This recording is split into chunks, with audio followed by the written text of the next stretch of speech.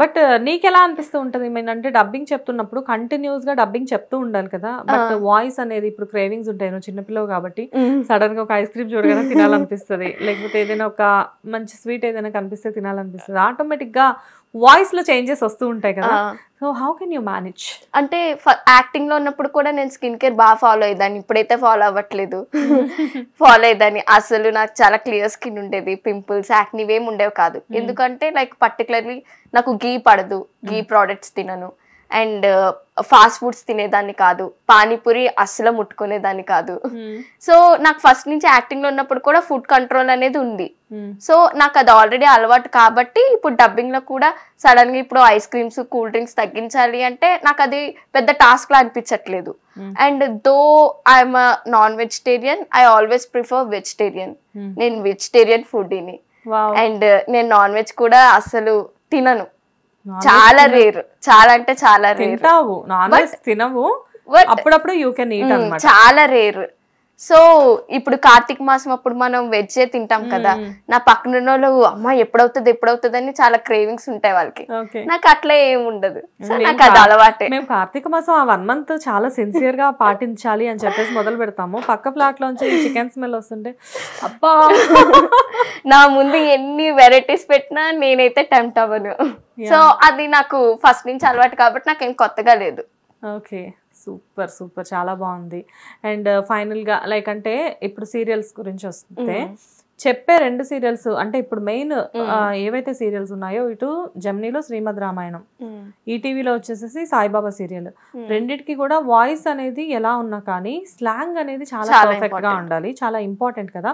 So normal గా ఇప్పుడు movies కి డబ్బింగ్ చెప్పేటప్పుడు వాళ్ళది మనలానే ఉంటుంది టాకింగ్, సో క్యాజువల్ గా చెప్పేసేయచ్చు, నువ్వు క్యాజువల్ గా ఏదైతే మాట్లాడతావో అదే.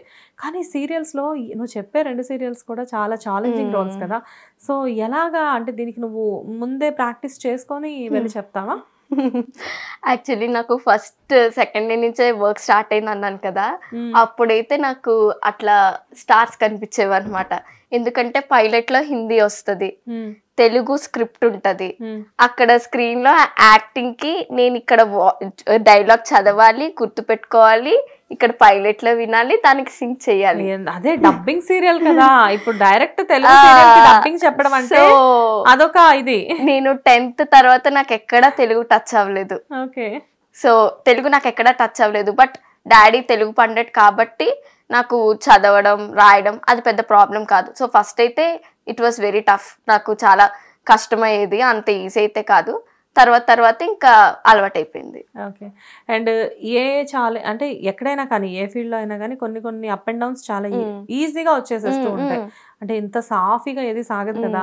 సో ఇప్పుడు నువ్వు డబ్బింగ్ లో ఉన్నావు, డబ్బింగ్ కి కూడా ఇప్పుడు కాంపిటీషన్ చాలా ఎక్కువ. చాలా, నేను రీసెంట్ గా ఒక అంటే ఆటోలో వెళ్తున్నాను, అది షేర్ ఆటో. సో వెళ్తుంటే నా పక్కన ఒక అమ్మాయి కూర్చుని నన్ను అడిగింది అనమాట, మీరు యాంకరింగ్ చేస్తారు కదా అంటే, అవును. అంటే మీ దాంట్లో డబ్బింగ్ ఏమైనా ఉంటే చెప్తారా అని చెప్పేసి అడిగింది. అంటే నేను అన్నా డబ్బింగ్ లేదు అంటే, నేను కోర్స్ చేశాను, నాకు అప్పటిదాకా తెలియదు డబ్బింగ్ కి కోర్స్ చేయాలని చెప్పేసి. చాలా మంచి క్వశ్చన్ అడిగారు. చాలా మంది ఏమనుకుంటున్నారంటే డబ్బింగ్ అంటే చాలా ఈజీ, మనకు వాయిస్ బాగుంటే ఈజీగా చెప్పేయచ్చు, ఎక్స్ప్లోర్ చేసేయచ్చు అని చాలా మంది ఇంతవరకు నాతో ఎవరు కాంటాక్ట్ లో ఉండేవారు కాదు. బట్ ఇప్పుడు నాది పోస్ట్లు పెట్టడం అవన్నీ చూసి ప్రతి ఒక్కరు నాకు పింక్ చేస్తున్నారు, నా క్లోజ్డ్ పీపుల్ కూడా, నాకేమైనా ఛాన్స్ ఉంటే చూడు, నాకేమైనా రిఫరెన్స్ ఇవ్వి, అది ఇది అంటే వీ కెనాట్ డూ అది ఆ ప్యాషన్ అనేది ఫస్ట్ నుంచి రావాలి. సడన్ గా ఇప్పుడు చెప్పేస్తాను నేర్చుకుంటాను అంటే ఏ ఆర్ట్ అన్నా కష్టం, ఏదైనా కష్టమే. ఇప్పుడు డాన్స్ అయినా స్పోర్ట్స్ అయినా ఇవన్నీ ఏంటంటే అదే ఆబ్వియస్లీ యాంకరింగ్ అయినా, and makeup artist, hair stylist, మా కెమెరామెన్స్ ఫీల్ అవుతున్నారు, డిఓపి, ఆబ్వియస్లీ ఇవన్నీ ఏంటంటే ఇవన్నీ ఆర్ట్స్, దేవుడిచ్చిన ఆర్ట్స్, బై బర్త్ వస్తాయి. అవి కాకపోతే మనం ఒక టైంలో మనం రికగ్నైజ్ చేసి మనం వాటిని పాలిష్ చేస్తాం. సో అది ఫస్ట్ నుంచి ఉండాలి ఆ ఇంట్రెస్ట్, అంతే తప్ప పక్కనో లేదో చేస్తున్నారు మనం అదే చేసేద్దాం, మనకి ఏదో ఒక ప్లాట్ఫామ్ వచ్చేస్తుంది మన రిఫరెన్స్ తీసేసుకుందాం, అది కరెక్ట్ కాదు యాక్చువల్లీ. సో నిజంగా మీకు ప్యాషన్ మీద కృషి ఉంటే మీ వర్క్ చేస్తూ ఉండి అప్పుడు మనం ఒకరిని రిఫరెన్స్ అడిగినా తప్పలేదు. బట్ మనం ఏం వర్క్ చేయకుండా పక్కన మనకు తెలిసిన వాళ్ళు ఉన్నారు వెళ్ళిపోదామంటే అది చాలా తప్పు, ఇంపాసిబుల్ కదా. అది చాలా మంది అంటే even not only in dubbing, even ఏంటి అంటే మూవీస్ లో కూడా చాలా మంది ఆర్టిస్టులు ఇప్పుడు నువ్వు కూర్చున్నట్లు ఆ సీట్ లో కూర్చొని చెప్తూ ఉంటారు, మా అబ్బాయి ఉన్నాడు తీసుకెళ్ళిపో నీతో పాటు, వాడు ఏం చేయాలో అర్థం కావట్లేదు, ఇంకా ఏం జాబ్ రాదు వాడికి, నీతో పాటు తీసుకెళ్ళి యాక్టింగ్ ఏదో ఒకటి చేసేస్తాడు. వాళ్ళు అంటారు మేడం ఎంత కష్టపడి మేము ఇక్కడ దాకా వచ్చాము, ఎన్ని స్ట్రగుల్స్ ఫేస్ చేసి వచ్చాము, చాలా సింపుల్గా ఏం చేత కావట్లేదు ఆర్టిస్ట్ అయినా చేద్దామంటే, అంటే ఏం చేత కాని వాళ్ళు ఆర్టిస్టులు అవుతారా అని చెప్పేసి వాళ్ళు అడుగుతా ఉంటే నాకు అనిపిస్తూ ఉండేది.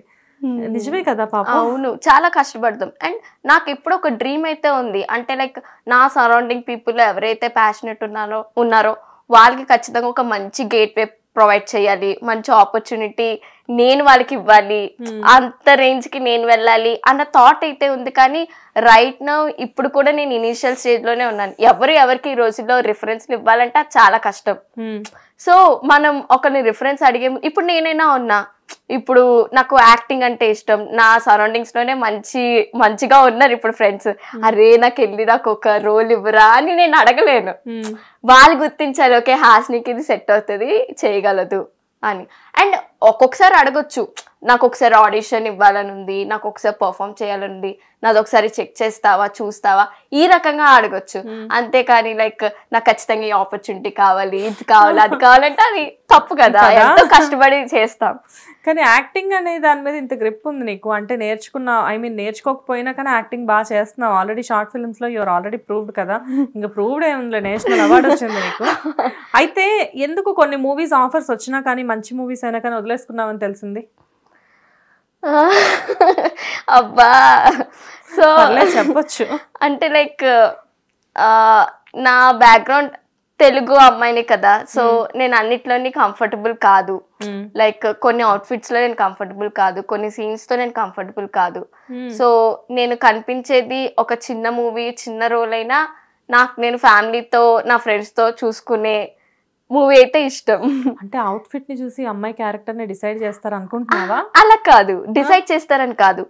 ఇప్పుడు నేను ఒక అవుట్ఫిట్ వేసుకున్నాను అంటే అది నేను కంఫర్టబుల్ గా ఫీల్ అయితేనే నేను మంచిగా యాక్ట్ చేయగలను. ఓకే, నేను మంచిగా యాక్ట్ చేయగలను.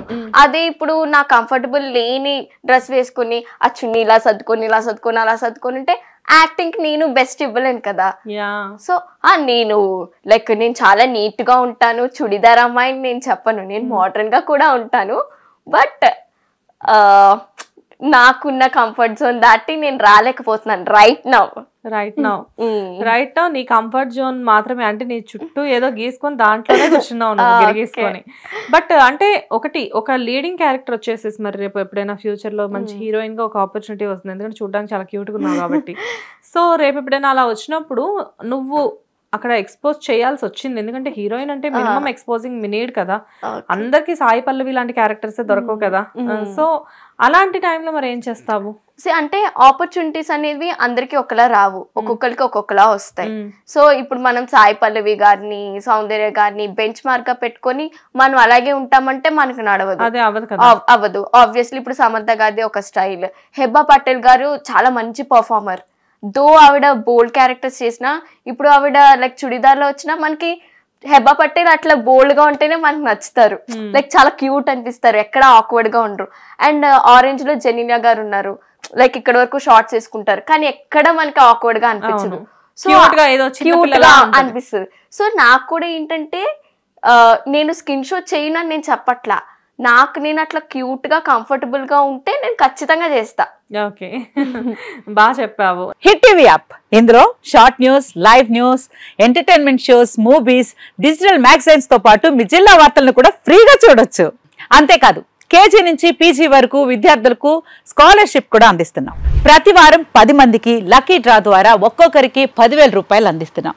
ఇంకెందుకు ఆలస్యం, వెంటనే హిట్ టీవీ యాప్ ని డౌన్లోడ్ చేసుకుని ఫ్రీగా ఎంటర్టైన్మెంట్ పొందండి. Hit TV app. Hit TV app. Please download hit TV app. Hit TV app ని ఫ్రీగా డౌన్లోడ్ చేసుకుని ఎంజాయ్ చేయండి. మీకు నచ్చిన ఎంటర్టైన్మెంట్ కోసం హిట్ టీవీ యాప్ ని ఫ్రీగా డౌన్లోడ్ చేసుకుని ఎంజాయ్ చేయండి. హిట్ టీవీ యాప్ ని డౌన్లోడ్ చేసుకుని ఆస్వాదించండి, ఆశీర్వదించండి. ఇంతమంది సెలబ్రిటీలు హిట్ టీవీ యాప్ ని డౌన్లోడ్ చేసుకోండి అని చెప్తున్నారంటే ఎంత మంచి యాప్ ఆలోచించండి. అమెరికా అమెరికా అమెరికా అమెరికాలో చదవాలనుకునే వాళ్ళకి విశ్వసనీయమైన పేరు మన శౌర్య కన్సల్టెన్సీ. UK లో 1 year masters, UK లో 1 year masters, 2 years work permit up to 5 years visa. Contact Saurya Consultancy. Contact 89851 89851.